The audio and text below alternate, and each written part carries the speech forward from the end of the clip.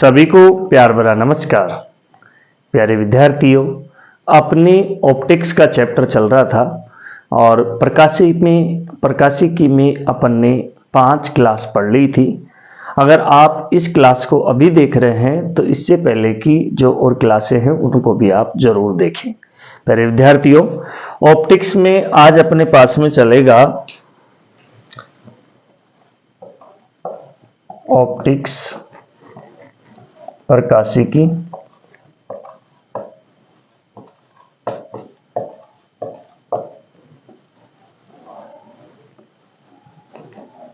इसमें प्यारे विद्यार्थियों अपन ने मिरर पढ़ लिया था, यानी कि अपन चैप्टर था अपना दर्पण का, दर्पण मिरर। इसमें मैंने दर्पण में आपको बता दिया था कि दर्पण 2 प्रकार के होते हैं। एक तो होता है प्यारे विद्यार्थियों प्लेन मिरर, यानी कि समतल दर्पण, और एक दूसरा बताया था गोलीय दर्पण, यानी कि स्फेरिकल मिरर। इसको गोलीय दर्पण को वक्रीय दर्पण भी कहते हैं, वक्रीय दर्पण। इसमें अपन ने प्लेन मिरर को बहुत अच्छी तरीके से पढ़ लिया था पिछली क्लास में। प्लेन मिरर क्या है, इसकी प्रॉपर्टीज, विशेषताएं सभी। फिर मैंने आपको बताया था कि जो गोलीय दर्पण है ये भी 2 प्रकार के होते हैं। एक तो होता है अपने पास में उत्तल दर्पण, कॉन्वेक्स, और एक होता है प्यारे विद्यार्थियों अपने पास में अवतल दर्पण, यानी कि कॉनकेव मिरर।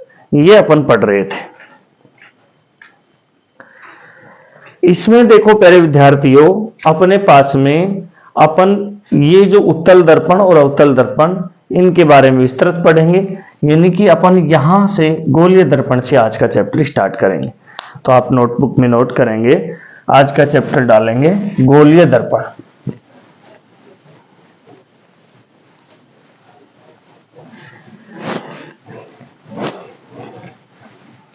इससे पिछली जो क्लासें हैं उनको आप एक बार जरूर देखना ताकि आप दर्पण से कनेक्ट हो जाओ।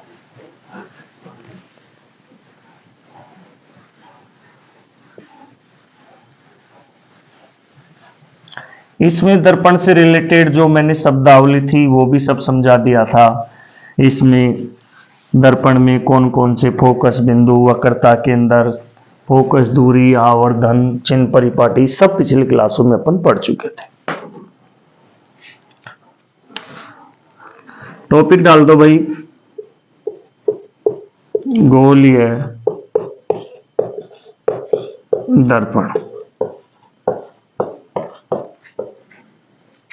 इसको अंग्रेजी में कहते हैं स्फेरिकल मिरर।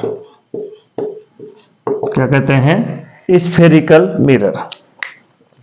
सबसे पहले इसकी प्यारे विद्यार्थियों अपन डेफिनेशन लिख देते हैं बाबू, परिभाषा। परिभाषा, ऐसा दर्पण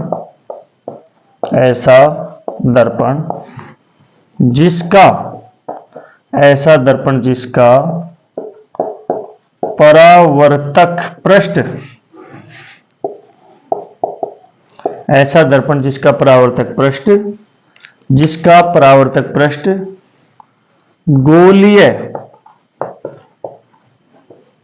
या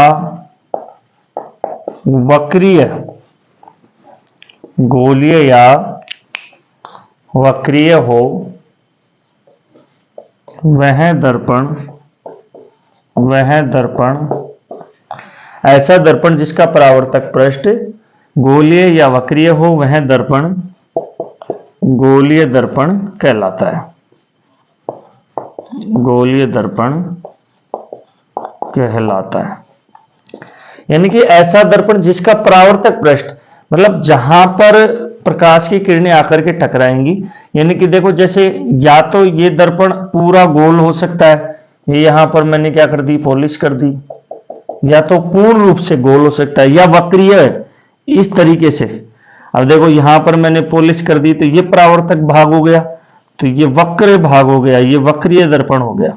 यहां पर प्रकाश की किरणें आएंगी, टकराएंगी और वापस लौटेंगी, ये फोकस बिंदु से गुजरेंगी। या तो पूरा का पूरा जो परावर्तक पृष्ठ है वो गोल हो, जैसे ऐसे समझ लो।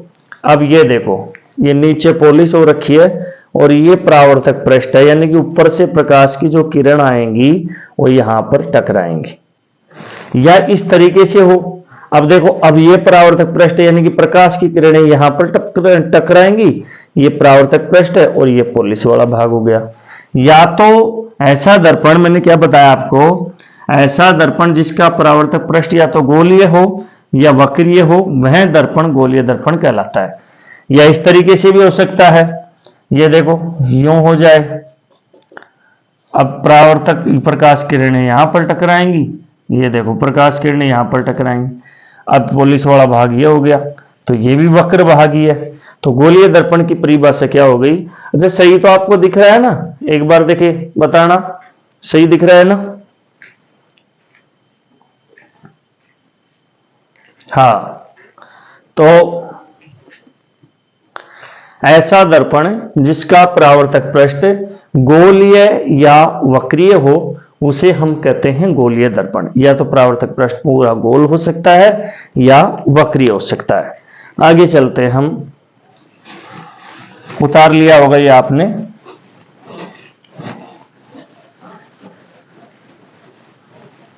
अब हम बात करेंगे कि जो ये गोलीय दर्पण होता है, ये गोलीय दर्पण कितने प्रकार का होता है।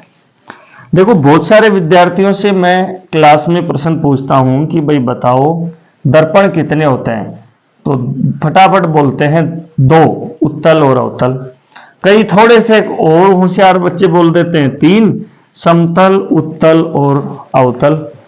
लेकिन प्यारे विद्यार्थियों, कोई आपसे पूछे कि दर्पण कितने होते हैं तो आपको बताना है दो, और दो में आपको नाम बताना है, एक तो समतल दर्पण का और एक नाम आपको बताना है गोलीय दर्पण का। ऐसे ध्यान रखना, दर्पण के छोरे हुए दो, बड़े का नाम समतलया और छोटे का नाम गोला। अब समतलया की तो देखो नौकरी लगी नहीं, इसलिए शादी नहीं हुई, इसलिए बच्चे कहां से होंगे। और गोला की नौकरी लग गई, उसकी शादी हो गई, उसके बच्चे हो गए दो, एक का नाम तो उतल्या और दूसरे का नाम अवतल्या। तो प्यारे विद्यार्थियों, अब देखो यहां पर हम बात करते हैं कि गोलीय दर्पण कितने प्रकार के होते हैं। तो देखो, गोलीय दर्पण दो प्रकार के होते हैं, दो। यहां पर पहला तो आता है उत्तल दर्पण। उत्तल दर्पण, उत्तल दर्पण जिसको अंग्रेजी में कॉन्वेक्स मिरर भी कहते हैं, कॉन्वेक्स मिरर।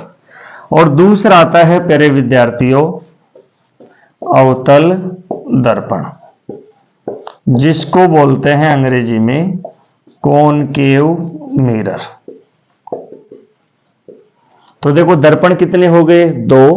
पहला तो होता है अपने पास में उत्तल दर्पण और दूसरा होता है अवतल दर्पण। अब देखो, जो उत्तल दर्पण होता है ना बाबू, इस उत्तल दर्पण की अपन बात करें, उत्तल दर्पण क्या होता है, अवतल दर्पण क्या होता है, एक एक के बारे में विस्तार से पढ़ेंगे। पहले उत्तल दर्पण पढ़ेंगे, फिर अवतल दर्पण। कोई भी यहां से अगर प्रश्न पूछा जाएगा तो आपका पक्का सही हो जाएगा। उत्तल दर्पण क्या होता है? देखो, ये जो उत्तल दर्पण होता है, इसके पॉलिश इस भाग पर होती है, ये बीच में हो गया मुख्य अक्ष। मैंने आपको पिछली क्लासों में ये बातें पढ़ा दी थी, मुख्य अक्ष, द्वारक, पोल, सब चीजें बताई थी। ये मुख्य अक्ष, तो प्रकाश की किरण इस साइड से आएगी, तो इस साइड से आएगी तो यहां पर टकराएगी, टकरा करके ये किरण यहां सीधी तो जा नहीं सकती, इस तरीके से गई और यहां पीछे आती हुई क्या होगी? प्रतीत होगी। यहां से कोई प्रकाश की किरण इस प्रकार से आएगी, आकर के यहां से टकराएगी, परावर्तन हुआ और परावर्तन के बाद में वापस लौट गई। अब यहां से पीछे जाती हुई क्या होगी? प्रतीत होगी। यानी कि देखो, उत्तल जो दर्पण होता है, इस उत्तल दर्पण में प्यारे विद्यार्थियों परावर्तक पृष्ठ उभरा हुआ होता है। परावर्तक पृष्ठ वो है जहां पर प्रकाश की किरण आकर के टकराती है। यानी कि अपने पास में ये है परावर्तक पृष्ठ, ये परावर्तक पृष्ठ है, यानी कि यहां पर ऐसे लिख सकते हैं परावर्तक पृष्ठ। परावर्तक पृष्ठ, ये परावर्तक पृष्ठ है पूरा। तो परावर्तक पृष्ठ उत्तल दर्पण में क्या होता है, उभरा हुआ, और अवतल के अंदर क्या होता है, परावर्तक पृष्ठ धंसा हुआ होता है। देखो पॉलिश इसमें इस भाग में है। अब देखो ध्यान दो, यहां से प्रकाश की किरण आएगी, यहां से टकरा करके वापस लौट जाएगी, यहां से प्रकाश की किरण जाएगी, यहां से टकरा करके वापस लौट जाएगी। ये अपने पास में फोकस बिंदु है। तो यहां पर ये देखो, ये पूरा जो परावर्तक पृष्ठ है, परावर्तक पृष्ठ, ये कैसा है, धंसा हुआ है। भाई परावर्तक पृष्ठ कैसा है, धंसा हुआ, और इस साइड में परावर्तक पृष्ठ क्या है, उभरा हुआ। तो हम एक एक के बारे में पढ़ने वाले हैं। एक बार आप ये उतार लीजिए, मैं साइड में हट जाता हूं।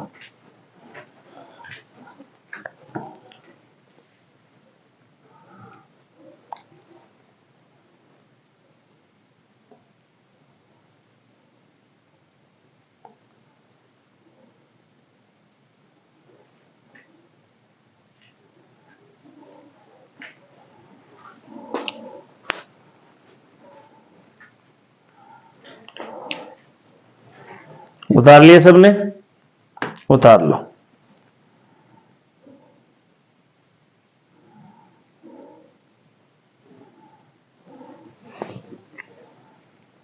अब हम एक एक के बारे में पढ़ेंगे। सबसे पहले तो पढ़ेंगे प्यारे विद्यार्थियों उत्तल दर्पण के बारे में, और फिर पढ़ेंगे हम अवतल दर्पण के बारे में।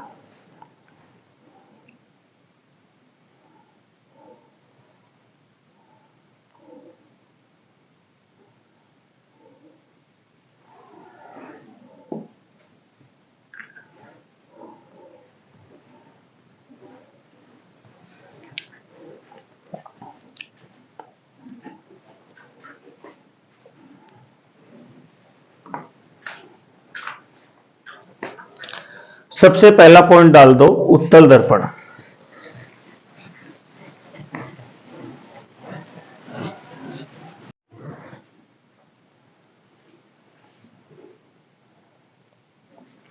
तो देखो प्यारे विद्यार्थियों, जैसा कि मैंने अभी आपको बताया कि जो उत्तल दर्पण है, उत्तल दर्पण प्यारे विद्यार्थियों सबसे पहले कॉन्वेक्स मिरर, इसमें अपन बात करते हैं डेफिनेशन परिभाषा। ऐसा दर्पण जिसका परावर्तक पृष्ठ कैसा हो, उभरा हुआ हो, वह दर्पण कहलाता है उत्तल दर्पण। इसका आकृति चित्र हम समझें तो देखो पॉलिश इस भाग पर है, तो ये भाग है जो है परावर्तक पृष्ठ, यानी कि ये उभरा हुआ भाग है। प्रकाश की जो रे है, लाइट रे, प्रकाश किरण, वो इस भाग पर टकराएगी। और हम एग्जाम में कई बार हमको घुमाने के लिए बाबू इसको ऐसे दे दिया जाता है। तो अब देखो पॉलिश अंदर की तरफ है, ये बाहर, ये उभरा हुआ पृष्ठ है। तो सबसे पहले उत्तल दर्पण में हमको ध्यान रखने की बात यह है कि ऐसा दर्पण जिसका परावर्तक पृष्ठ उभरा हो वो उत्तल दर्पण कहलाता है। आकृति चित्र देखे तो इस तरीके से अभी भी उत्तल ही है, और इस तरीके से देखे तो अभी भी उत्तल ही है। इसको आप एक बार उतार लो, फिर हम आगे का स्टेप देखते हैं।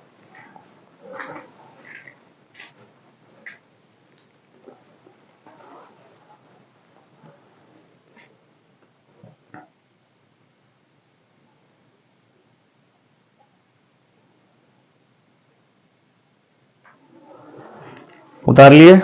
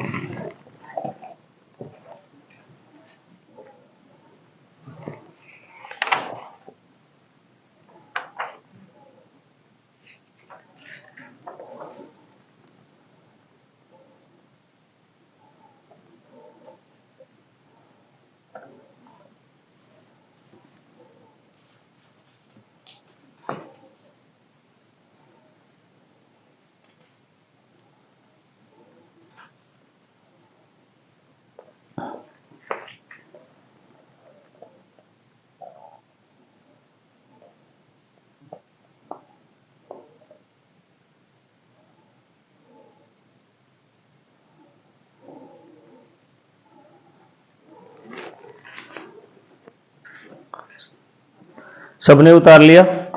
आगे चलते हैं। तीसरा पॉइंट क्या आता है बाबू इसके अंदर?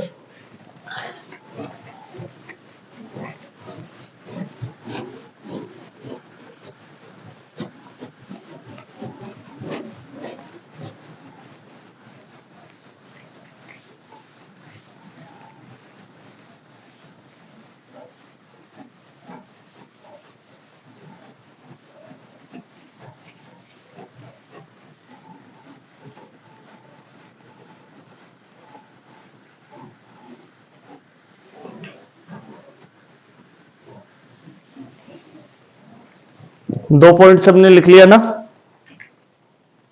तीसरा पॉइंट, प्यारे विद्यार्थियों, इस उत्तल दर्पण को अपन अपसारी दर्पण भी कहते हैं।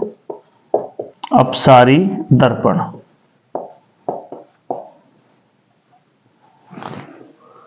डाइवर्जेंट, डाइवर्जेंट अपसारी और कॉन्वर्जेंट अभिसारी, इसको अपसारी दर्पण भी कहते हैं। अपसारी दर्पण क्यों कहते हैं? सुनो, उत्तल दर्पण, उत्तल दर्पण लिख लो, उत्तल दर्पण को, उत्तल दर्पण को अपसारी, उत्तल दर्पण को अपसारी दर्पण भी कहा जाता है, कहा जाता है, क्योंकि उत्तल दर्पण, क्योंकि उत्तल दर्पण, क्योंकि उत्तल दर्पण प्रकाशिक, क्योंकि उत्तल दर्पण प्रकाशिक किरणों को, प्रकाशिक किरणों को परावर्तन के पश्चात, परावर्तन, परावर्तन के पश्चात, परावर्तन के पश्चात, परावर्तन के पश्चात किरणों को, यानी कि परावर्तित किरण, परावर्तित किरण, किरणों को अपसरित करता है। अपसरित, अपसरित का मतलब होता है भाई फैलाना, अपसरित करता है या फैलाता है। इसलिए, इसलिए उत्तल दर्पण को, इसलिए उत्तल दर्पण को अपसारी दर्पण कहते हैं भाई, अपसारी दर्पण कहते हैं। देखो भाई, इसे अपसारी दर्पण क्यों कहते हैं, एक बार डेफिनेशन को गौर से पढ़ो आप। देखो, उत्तल दर्पण को अपसारी दर्पण भी कहा जाता है क्योंकि उत्तल दर्पण प्रकाशिक किरणों को परावर्तन के पश्चात, यानी कि परावर्तन के बाद में परावर्तित किरण को अपसरित करता है, यानी कि फैलाता है या अपने पास में डाइवर्ट करता है। डाइवर्जेंट लेंस, डाइवर्जेंट मिरर भी कहते हैं इसको, इसलिए इसको उत्तल दर्पण को क्या कहते हैं? अपसारी। अब देखो, इसको आप ऐसे समझ सकते हो भाई, देसी भाषा में बता देता हूं आपको। अब देखो, इसके ऊपर आप पानी डालो, तो पानी डालोगे तो इस साइड वाला इस साइड फैल जाएगा और इस साइड वाला इस साइड। बस इसी प्रकार से होता है उत्तल दर्पण, क्या है कि बीच में से उभरा हुआ होता है। उत्तल दर्पण बीच में से क्या होता है? उभरा हुआ। तो प्रकाशिक किरण यहां वाली आएंगे तो यहां टकरा के इस साइड चली जाएंगी, यहां वाली टकरा के यहां इस साइड चली जाएंगी। यानी कि इस तरीके से इसको याद रख लो। एक बार इस डेफिनेशन को उतार लो, मैं साइड में हो जाता हूं।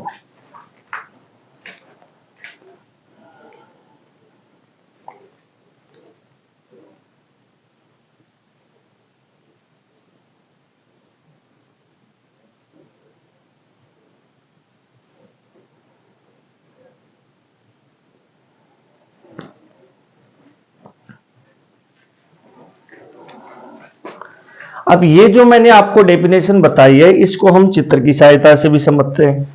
बहुत बढ़िया तरीके से शानदार करवाऊंगा प्यारे विद्यार्थियों आपको, वन बाय वन एक एक चैप्टर, ताकि अपनी परीक्षा में आने वाला प्रश्न अपना सही हो जाए।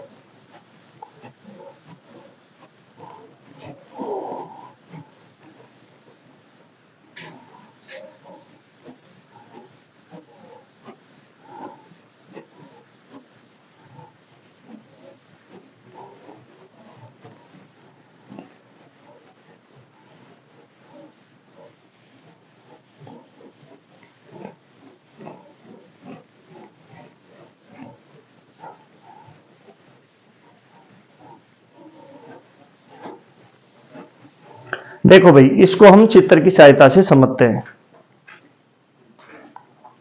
देखो,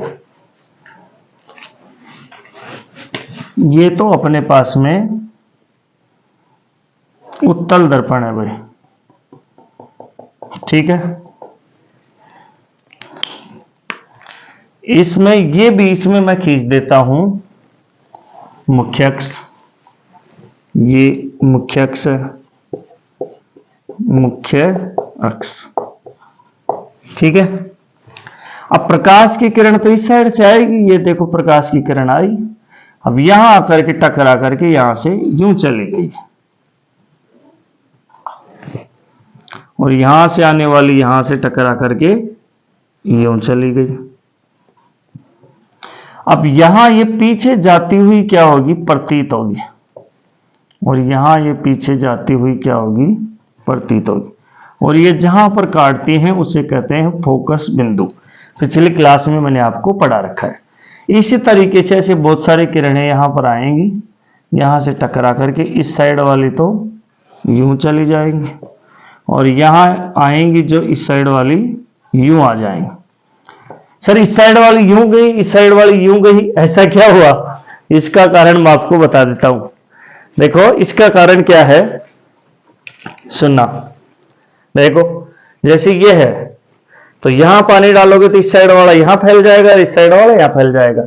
तो इसीलिए उत्तल दर्पण को क्या कहते हैं, अपसारी दर्पण कहते हैं। तो ये जो चित्र मैंने बनाया है, चित्र ये क्या है, उत्तल दर्पण, उत्तल दर्पण में, उत्तल दर्पण में अपसरित प्रकाशिक किरणें, अपसरित का मतलब होता है फैलना, अपसरित का मतलब क्या होता है भाई, फैलना, अपसरित प्रकाशिक किरणें। तो मैंने अभी आपको ऐसे बोला था ना कि उत्तल दर्पण को अपसारी कहते हैं, तो अपसारी क्यों कहते हैं वो मैंने आपको समझा दिया। ये अपने पास में उत्तल दर्पण है, यहां से प्रकाश की किरणें आएंगी तो यहां से टकरा करके यूं चली जाएंगी, और यहां वाली यूं चली जाएंगी, और ये पीछे आती हुई क्या होती है, प्रतीत होती है। पीछे आती हुई क्या होंगी, प्रतीत होंगी, पीछे आती हुई क्या होंगी, प्रतीत होंगी, और ये सारी की सारी कहां पर मिल जाती है, फोकस बिंदु पर मिल जाती है। उतार लो इस चित्र को।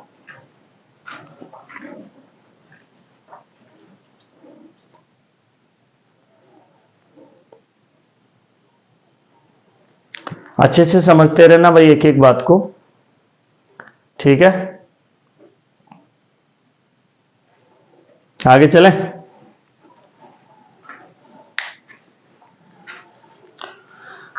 तो उत्तल दर्पण की हमने परिभाषा देख ली। ऐसा दर्पण जिसका परावर्तक पृष्ठ उभरा हुआ हो उसे उत्तल दर्पण कहते हैं। दूसरी बात, हमने उत्तल दर्पण के चित्र देख लिए कि ऐसा होगा तो वो उत्तल दर्पण होगा, और यूं भी मैंने आपको बता दिया। तीसरी बात, उत्तल दर्पण को कहते हैं अपसारी दर्पण। क्यों कहते हैं उसका कारण और चित्र आपको समझा दिया। अब हम बात करेंगे, यहाँ बहुत इंपॉर्टेंट, कि उत्तल दर्पण में जो प्रतिबिंब बनते हैं, यानी कि अगर ऑब्जेक्ट यानी कि वस्तु अनंत पर हो तो कहां बनेगा, अनंत पर हो तो कहां बनेगा, फिर और दूसरी जगह हो तो कहां कहां पर बनेगा, वो सारी चीजों को हम देख लेते हैं। यहां से परीक्षा में प्रश्न भी आता है। देखो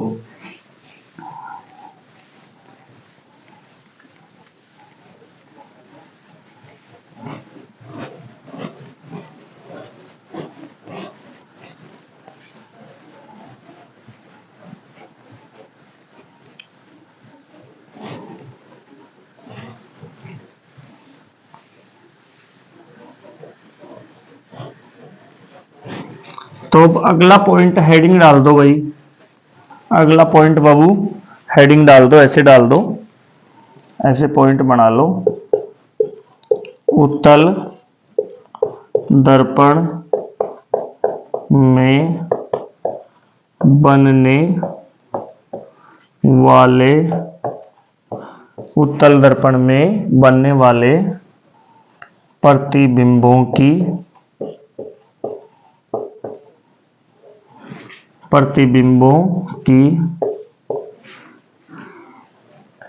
स्थिति, यानी कि प्रतिबिंब कहां पर बनेगा, प्रतिबिंब की प्रकृति, प्रतिबिंब का साइज और आवर्धन, यानी कि मैग्निफिकेशन। पिछली क्लास को आप देखना। देखो, ये आप सभी विद्यार्थी नोटबुक में पॉइंट डाल लो भाई। दिख तो रहा है ना सबको? पॉइंट डाल लो।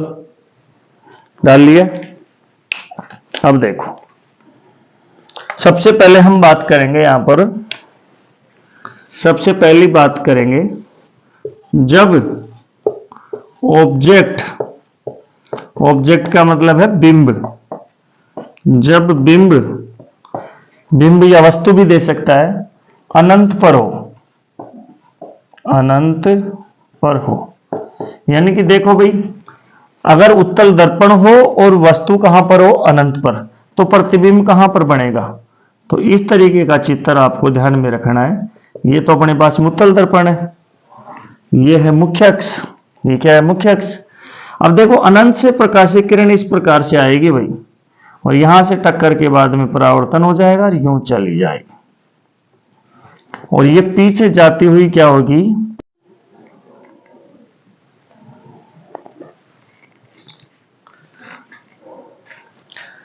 प्यारे विद्यार्थियों देखो, हम उत्तल दर्पण के अंदर ये पढ़ रहे हैं, उत्तल दर्पण में बनने वाले प्रतिबिंबों की स्थिति, प्रकृति, साइज और आवर्धन। यानी कि अगर हम उत्तल दर्पण के अंदर ऑब्जेक्ट को कहां पर रखें तो उसकी इमेज कहां बनेगी, यानी कि ये अपने पास में इमेज बॉक्स है, इमेज बॉक्स। देखो, ये अपना उत्तल दर्पण है। अब अनंत से प्रकाशीय किरण आ रही है, पता नहीं कहां से आ रही है, अनंत से प्रकाशीय किरण आएगी तो यहां टकराएगी, टक्कर के बाद में वापस परावर्तित हो जाएगी, यहां अंदर आती हुई प्रतीत होगी, यानी कि दर्पण के पीछे की ओर, और यहां से ये आई, ये वापस आ जाएगी, ये पीछे की ओर जाती हुई प्रतीत होगी। तो उत्तल दर्पण में अगर ऑब्जेक्ट अनंत पर होता है तो प्रतिबिंब की स्थिति होती है फोकस बिंदु पर, यानी कि फोकस बिंदु पर बढ़ता है। प्रकृति, वो प्रतिबिंब जो होता है वो कैसा बनता है, आभासी और सीधा। एक बात ध्यान रखना, नोट डाल के लिखवा दूंगा आपको मैं, कि जो उत्तल दर्पण होता है उसमें प्रतिबिंब, प्यारे विद्यार्थियों, हमेशा आभासी और सीधा ही बनता है। और ये प्रतिबिंब का साइज क्या है भाई, साइज, तो साइज आपको बताना है अत्यधिक छोटा,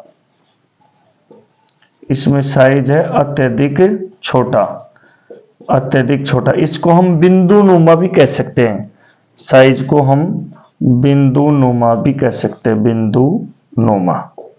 दिख रहा है आपको कैमरे में, बता देना नहीं दिख रहा हो तो। हाँ, बिंदु नुमा, बिंदु नुमा।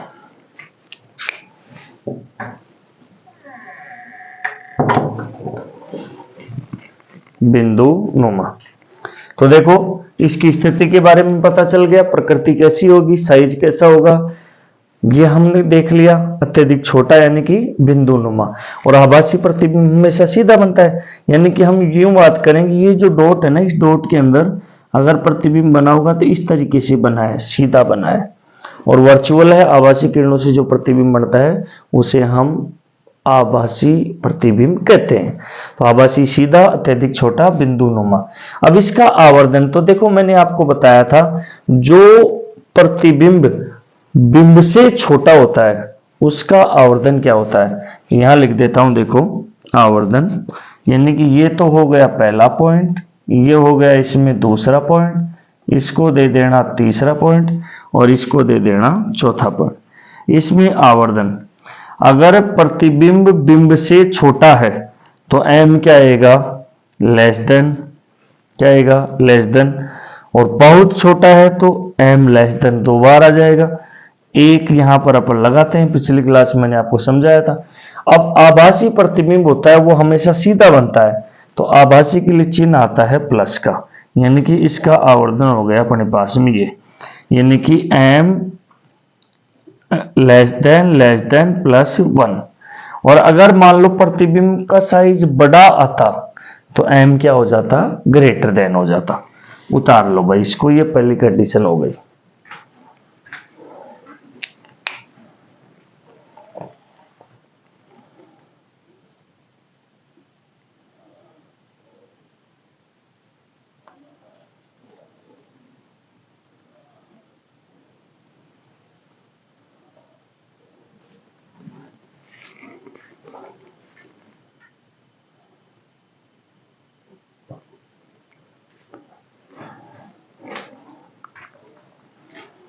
ठीक है, आगे चलें।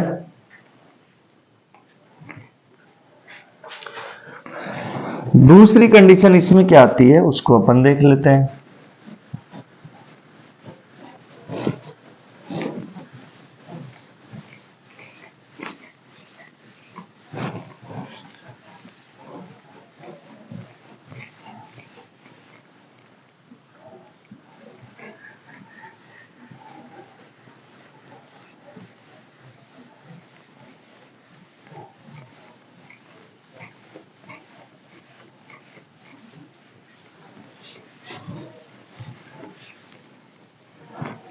देखो भाई, दूसरी कंडीशन, जब ऑब्जेक्ट अनंत और पी का मतलब है पोल के मध्य कहीं भी हो, के मध्य कहीं भी हो, तो अगर उत्तल दर्पण हो और बिंब हमारा अनंत और पोल के बीच में कहीं भी हो, जैसे ये देखो,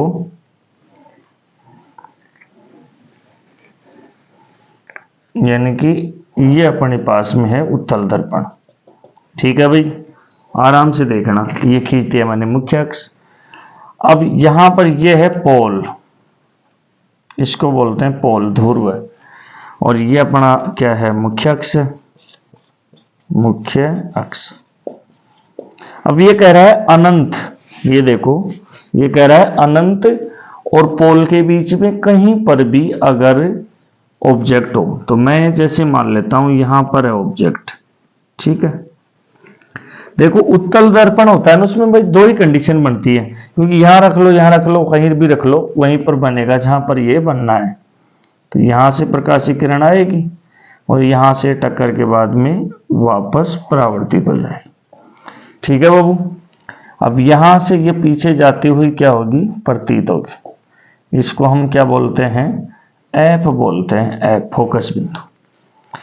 एक किरण जो है ये तो अपने पास में हो गया फोकस बिंदु, एक किरण यहां से गुजरेगी भाई, यहां से और यहां से जाने वाली जो किरण है यूं जाएगी और यहां से ये आगे जा, यहां से टकराने के बाद में वापस चली जाएगी और यहां ये पीछे जाती हुई क्या होगी, प्रतीत होगी। और ये अपने पास में है वक्रता केंद्र, ये वक्रता केंद्र जाएगी, यहां से टक्कर के बाद वापस आएगी और ये पीछे जाती हुई क्या होगी, प्रतीत। अब देखो यहां पर बीच में इसने काट दिया, तो देखो यानी कि यहां पर अपने पास में बन गया प्रतिबिंब, इमेज यहां पर बन गई। तो देखो इमेज बॉक्स, अब देखो ध्यान दो, इसमें यहां पर इमेज बॉक्स जैसे उसमें बताया था ना, वैसे इसमें भी देख लो। अब यहां पर बात करें कि कहां पर बना, तो आपको बताना है एफ व पी के मध्य, एफ व पी के मध्य बना है, एफ व पी के मध्य बना है। अच्छा, इसकी प्रकृति आभासी किरणों से बना प्रतिबिंब क्या होता है, आभासी। तो प्रकृति आपको बतानी है आभासी और सीधा। देखो ये भी भाई सीधा ही था ए बी, और ये भी क्या है सीधा ही है ए डैश और बी डैश। आभासी हमेशा सीधा ही होगा। और इसका साइज, अब देखो ये बिंदु नुमा नहीं है भाई, इसमें दिख रहा है, इसीलिए इसको बोल देंगे छोटा साइज, अत्यधिक छोटा भी नहीं है, छोटा। और इसका जो आवर्धन होता है ना बाबू, आवर्धन, इसका आवर्धन क्या आ जाएगा, अब आ जाएगा m, छोटा है बहुत छोटा नहीं है, इसलिए m लेस देन और एक लगा देंगे, और ये प्लस का चिन्ह आ जाएगा आभासी की वजह से, चिन्ह परिपाटी मैंने आपको पढ़ाया ही था। तो जो उत्तल दर्पण होता है भाई, इस उत्तल दर्पण में बाबू हमारे पास में दो ही कंडीशन बनती है। उत्तल दर्पण में कितनी कंडीशन बनती हैं, दो। एक तो जब अनंत पर हो तो F पर बनता है दर्पण के पीछे, और जब अनंत और P के बीच में कहीं भी यहां रखोगे तो भी इन दोनों के बीच में ही इमेज बनेगी, यहां रखोगे तो भी इन दोनों के बीच में ही इमेज बनेगी। यानी कि जब ऑब्जेक्ट अनंत और P के बीच में कहीं पर भी हो तो हमारा जो प्रतिबिंब है वो दर्पण के पीछे F व P के मध्य बनेगा, दर्पण के पीछे, दर्पण के पीछे, ठीक है। और प्रकृति क्या होगी इसकी, आभासी व सीधा, साइज क्या होगा छोटा, और आवर्धन क्या होगा m लेस देन +1। उतार लो।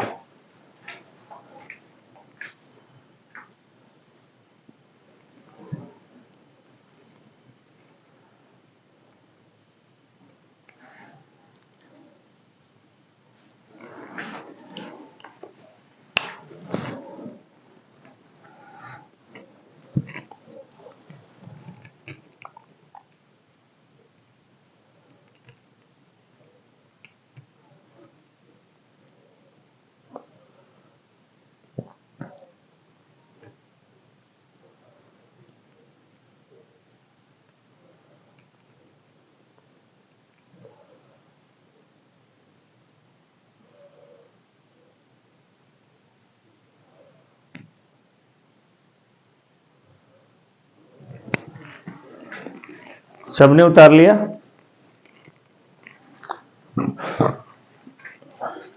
तो उत्तल दर्पण में दो ही कंडीशन बनती है, उनके बारे में अपन ने देख लिया। आगे चलते हैं।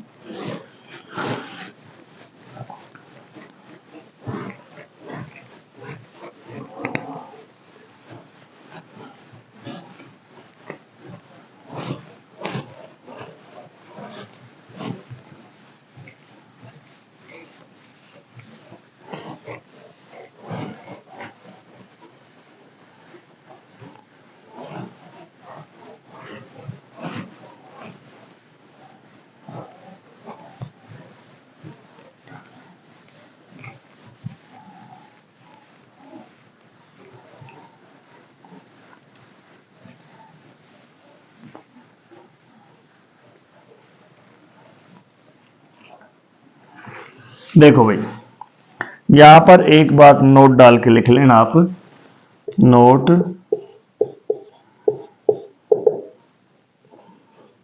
उत्तल दर्पण, उत्तल दर्पण में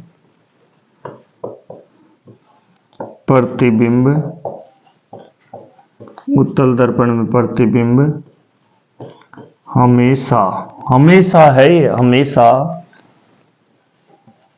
हमेशा आभासी, उत्तल दर्पण प्रतिबिंब हमेशा आभासी, सीधा, आभासी सीधा और वस्तु से छोटा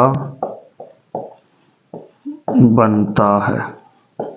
ये ध्यान रखना भाई, उत्तल दर्पण में प्रतिबिंब हमेशा आभासी बनेगा, हमेशा है ये कंडीशन, आभासी बनेगा, सीधा बनेगा और वस्तु से क्या बनेगा, छोटा बनेगा।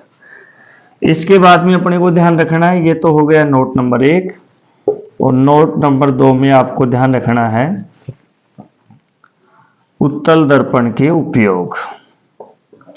यानी कि ये जो उत्तल दर्पण है ना, इसके उपयोग क्या क्या हैं, उत्तल दर्पण के उपयोग।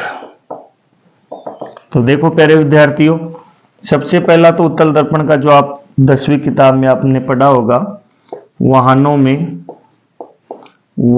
में साइड मिरर यानी कि पार्श्व दर्पण।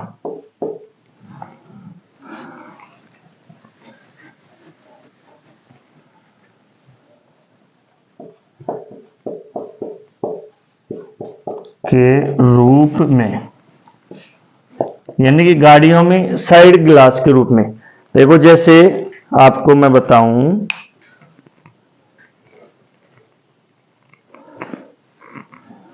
जैसे मेरे पास में गाड़ी, यही गाड़ी मान लो, ये हाथ में गाड़ी है, ठीक है। तो ये कोई भी कार है, गाड़ी है, कुछ भी है, ट्रक है, तो इसके बगल के अंदर यहां पर एक दर्पण लगा हुआ है, यहां पर एक दर्पण लगा हुआ है, यहां पर। तो यहां से पीछे से जो भी साधन आएंगे ना, उनका प्रतिबिंब इस दर्पण के अंदर बन जाएगा। आपने देखा होगा जो कि गाड़ियों में ड्राइवर के बगल में जो दर्पण होता है, वो पीछे के दृश्य को दिखाता है। वाहनों में साइड मिरर पार्श्व दर्पण के रूप में यानी बगल में लगा रहता है, पीछे के दृश्य को दिखाता है, और उसमें वाहन का प्रतिबिंब छोटा बनता है और सीधा भी बनता है। ऐसे भी तो है नहीं कि भाई जो पीछे से कोई ट्रक आ रहा है उसके टायर तो ऊपर है और वो नीचे की ओर है, उल्टा है, ऐसा भी नहीं, सीधा बनेगा और छोटा बनेगा। तो वाहनों में साइड मिरर के रूप में होता है। पहला उपयोग तो इसका ही हो गया। दूसरा देखो, कभी आपने सोचा होगा कि एम्बुलेंस पर उल्टे अक्षर क्यों लिखे रहते हैं? तो देखो जैसे मेरे पास में ये मान लो, ये क्या है? एम्बुलेंस है और ये मारुति जा रही है, तो एम्बुलेंस के ऊपर यहां लिखा हुआ होगा एम्बुलेंस, ये जा रही है मारुति, तो इस मारुति के बगल में ये दर्पण है। तो एम्बुलेंस के उल्टे अक्षर है ना जो दर्पण में, कैसे दिख जाते हैं? सीधे। इसलिए ये भी परीक्षा में कई बार आता है कि एम्बुलेंस के उल्टे अक्षरों को सीधा देखने के लिए कौन सा दर्पण का उपयोग किया जाता है? तो वो दर्पण होता है उत्तल दर्पण। देखो भाई, एम्बुलेंस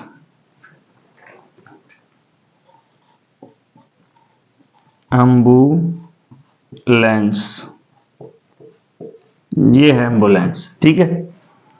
और यहां पर मैं बना देता हूं, ये देखो, ये उत्तल दर्पण हो गया। अब इसके उल्टे अक्षर बना रहा हूं मैं, ठीक है। ई, फिर हो जाएगा सी, फिर बनेगा एन, फिर ए ऐसे कैसे, एल यू ऐसे कैसे, बी ऐसे आएगा, एम सेम आ जाएगा और ए ऐसे। तो देखो ये एम्बुलेंस के उल्टे अक्षर हैं, ये तो एम्बुलेंस के उल्टे अक्षर हैं, ये उल्टे अक्षर हैं, उल्टे अक्षर। देखो दर्पण में बायां तो दायां हो जाता है, दायां बायां, और ये कौन से अक्षर हो गए? सीधे अक्षर, सीधे अक्षर। और ये कौन सा दर्पण है बीच में? उत्तल दर्पण। तो देखो भाई, उत्तल दर्पण का पहला उपयोग तो वाहनों में साइड मिरर के रूप में हो गया। दूसरा, एम्बुलेंस के उल्टे अक्षरों को सीधा देखने के लिए किया जाता है। तीसरा देखो, सोडियम परावर्तक लैंपों में,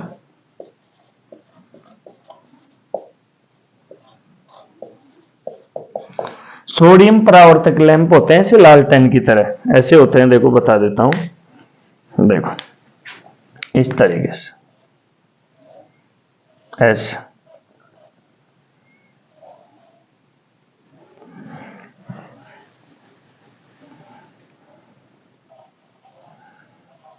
ऐसे ये सोडियम परावर्तक लैंप है, सोडियम जलता है इनके अंदर। तो यहां पर ये जो रोशनी है ना, ये रोशनी यूं यूं फैल जाएगी, और उत्तल दर्पण क्या करता है? फैलाने का ही काम करता है। ऐसे सोडियम परावर्तक लैंप होते हैं जिनसे उजाला किया जाता है। जैसे लालटेन होती थी ना, ऐसे समझ लो लालटेन में भी ऐसे होता था। तो बाहर की और प्रकाश की किरणें क्या हो जाती हैं? फैल जाती हैं। ये तीन उपयोग हो गए इसके, उतार लो एक बार, उतार लो। ये आपने लिख ही लिया, उत्तल दर्पण में प्रतिबिंब हमेशा आभासी सीधा और वस्तु से छोटा बनता है। उत्तल दर्पण के उपयोग पहला वाहनों में साइड मिरर के रूप में हो गया, दूसरा एम्बुलेंस के उल्टे अक्षरों को सीधा देखने के लिए, तीसरा सोडियम परावर्तक लैंपों में। उतार लो।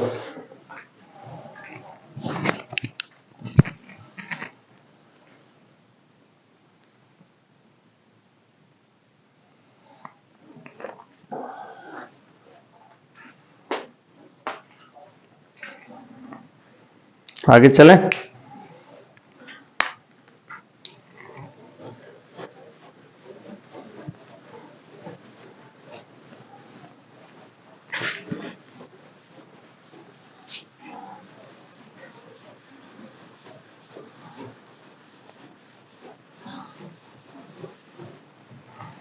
चौथा लिख लो। चौथा, बड़े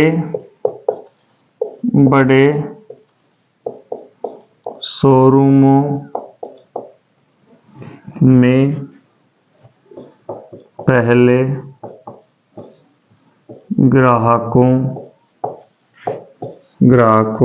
का प्रतिबिंब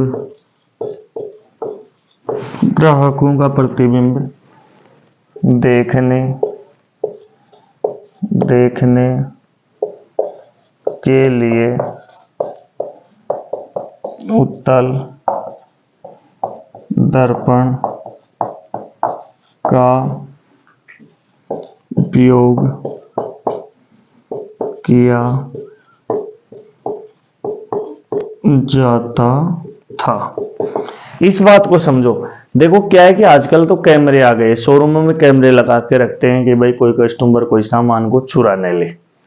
लेकिन प्यारे विद्यार्थियों, पहले कैमरे नहीं थे ना, तो बड़े बड़े जो शोरूम थे ना, उन शोरूमों के अंदर जो सेठ जी है, वो सेठ जी जैसे मान लो यहाँ पर बैठा है, तो उस कोने के अंदर देख रहा है, इस साइड में नहीं देख रहा, तो यहाँ इस कोने के अंदर ऐसे ऐसे ऐसा ही होता है उभरा हुआ, ऐसा एक दर्पण लगा देगा, देखता इस साइड रहेगा और उस साइड वालों की इमेज इसमें बढ़ती रहेगी।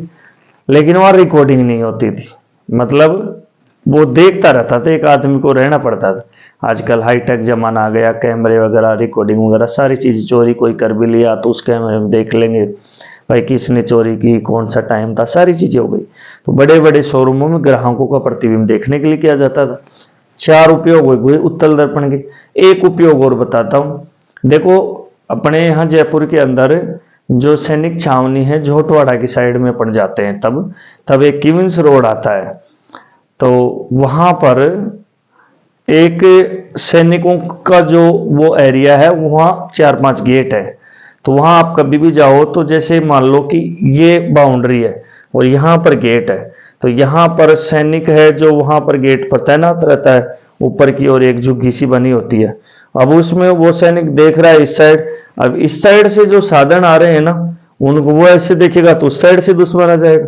तो इस साइड से साधन आ रहे हैं तो इसी साइड में नजर कर रखा है वो सैनिक, और इस साइड से, यानी कि समझ रहे हो ना, समझने की कोशिश करना, इस साइड से जो साधन आ रहे हैं, इस साइड से, इन साधनों का प्रतिबिंब यहां पर एक दर्पण लगा होगा, ऐसा ऐसे ऐसे उत्तल दर्पण, तो इनका प्रतिबिंब इसमें बन जाएगा और वो देख लेगा, और चारों तरफ यहां भी देख रहा है। तो ये भी अपन को ध्यान में रखना है, तो यहां लिख देता हूं। और कई कई जो पैसे वाले लोग होते हैं, वो अपने जो फार्म हाउस वगैरह होते हैं, वहां पर भी ऐसे लगा लेते हैं। तो देखो 5वां उपयोग क्या है भाई इसका? 5वां उपयोग, सैनिक छावनी जगहों के गेट पर भी उत्तल दर्पण का उपयोग, उत्तल दर्पण का उपयोग,